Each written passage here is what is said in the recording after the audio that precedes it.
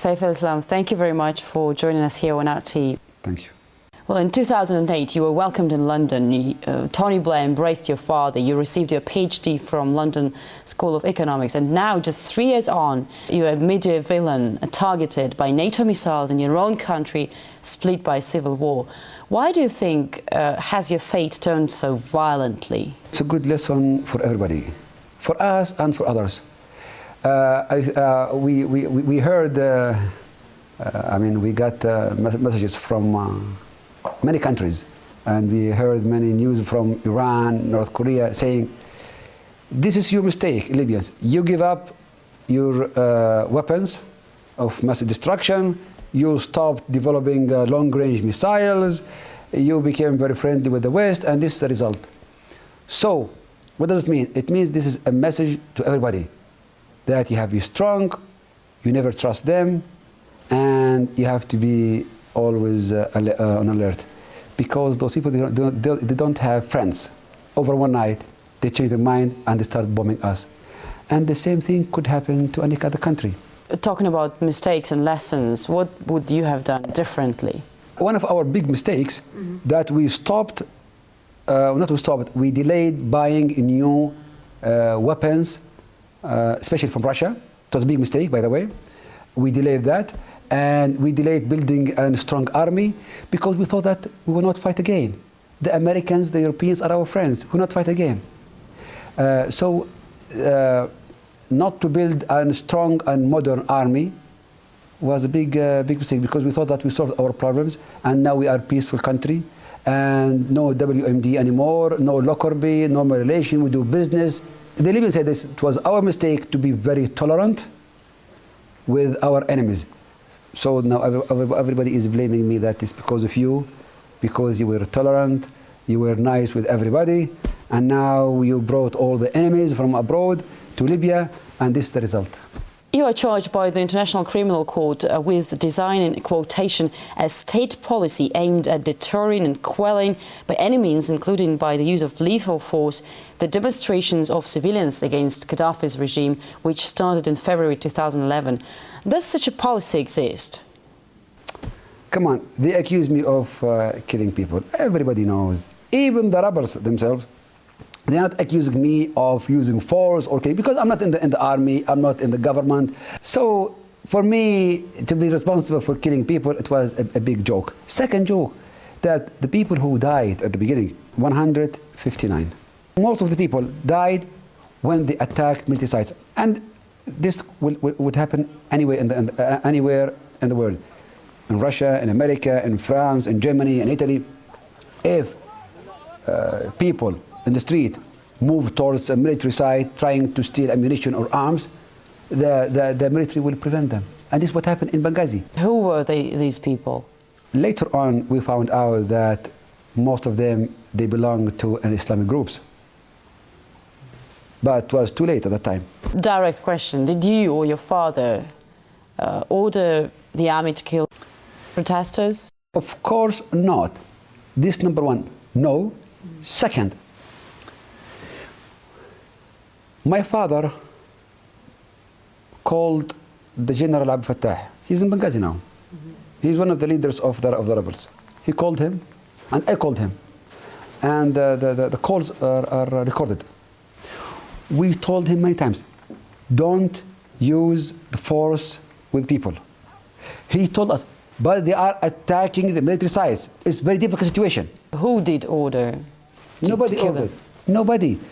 The guards fired. That's it. They fired at the guards were surprised by the attack of the people, and they start firing. They don't need the order to defend themselves and to defend their barracks and their camps. What's the purpose of this warrant when NATO is already trying to kill your father? This court is a Mickey Mouse court. The sentence against us is already there. Is the capital punishment. So they decided to kill me and to kill my father, and they did kill my brother, and they destroyed my house. So the decision is made to execute you. So now you are talking about arrest me. I mean, 3 months ago you decided to kill me. And you are after me every day. You are trying to find me and to kill me every day, and my father. So, this is number one. Number two, just to tell you that it's a fake court. Under the table, they are trying to negotiate with us a deal. They said, if you accept this deal, we will take care of the court. What does it mean? It means the court is controlled by those countries which are attacking us every day. It's just to put a psychological and political pressure on us. That's it. You say NATO is trying to kill you, right? Today I was swimming and fishing because it was very hot and we went to the beach. Oh, really? So we are in our country, enjoying our life, fighting for our country, living with our people. If we live in our country with our people. If we die, we go to heaven. So what? NATO is bombing Libya, and the Libyan government says that more than 900 people have been killed since the beginning of the operation in March, while NATO has only admitted 9 civilian deaths. NATO destroyed our house in the middle of a residential area. Small house, surrounded by many houses. People are living there. There is a small school next to them. They bombed that house with 4 missiles. They killed my brother. He young, civilian. He had nothing to do with the war, with politics. He was studying in Germany. Because of the war, he came back to Libya. He was there, sleeping. They killed him. What NATO said, we bombed a command and control center.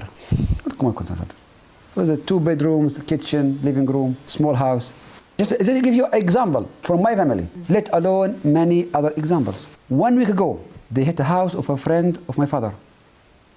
Killed the whole family. The wife, pregnant, died. 2 young girls, all of them died. And he said, again, we are hitting a military site. A pregnant wife with her kids. They are controlling and commanding Libyan troops. Come on. It's very silly. It's very funny. Shame on them. They have one target.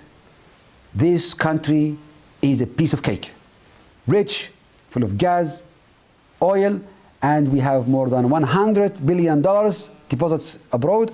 So we have to share this cake. That's it. And we have to get off Mr. Gaddafi because he's the only obstacle between us and the cake.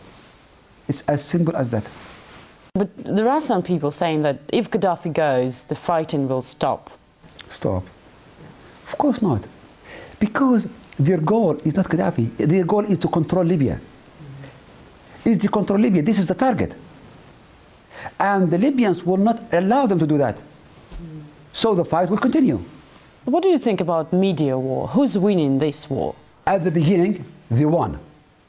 Yeah, they won. Especially Al Jazeera, they won. Because it was planned from the beginning. It said, Gaddafi is in Venezuela, the regime collapsed, the rebels occupied Tripoli, and the regime gone. Into a big chaos in the whole country. We are still now suffering from that chaos. But now the Libyans are aware. One day, everybody in the world is saying the Libyan Navy is bombing the harbor of Misda. Misda is in the middle of the desert. It's 1,000 kilometers from here. The Libyan ships they are bombing the harbor of Misda.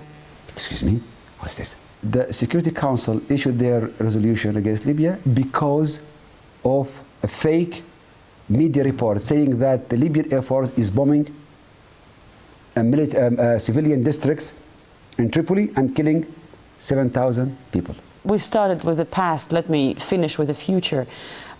It's known that you got a message from the front that there will be no place for you in a post-war Libya.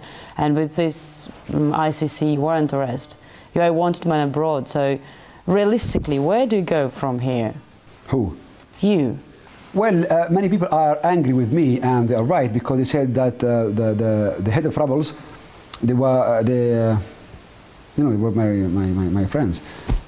But at that time, I was very liberal, tolerant, and very peaceful. I'm still peaceful to a certain extent. And I thought that Libyans are equals. So everybody has the right to be in Libya, to work here, to be active, to do whatever they want. But later on we found, not me, the whole nation found that they were, it was a big conspiracy managed by those people against Libya. So they said it's because of you, those snakes managed to penetrate our country and work with foreigners to destroy our country. So we are very angry with you because you are very tolerant. And don't forget, I released all the prisoners. At the beginning of the events, there were 0 prisoners. So everybody's blaming because of you. It's too much tolerance. Do you think they're right? To be honest, we were super tolerant. Mm-hmm. I was naive. Yes. You're no longer naive? Not anymore. How you changed? I will not repeat the mistake. I will not be hit again from the same snake, from the same hole. So, I can kiss you, I can forgive you, but I will not forget.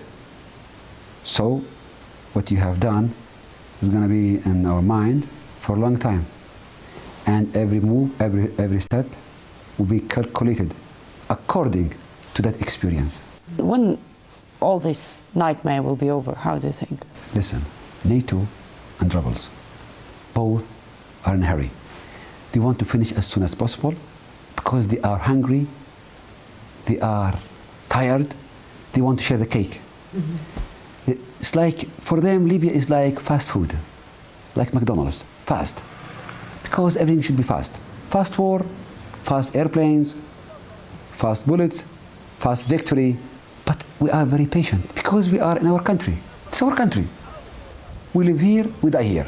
So we are very patient. One day, the French will go back to Corsica and France. The Italians will go back to Sicily and Italy. The Danish will go back to Denmark. The Canadians will go back to Toronto. And Libya will be back to the Libyans.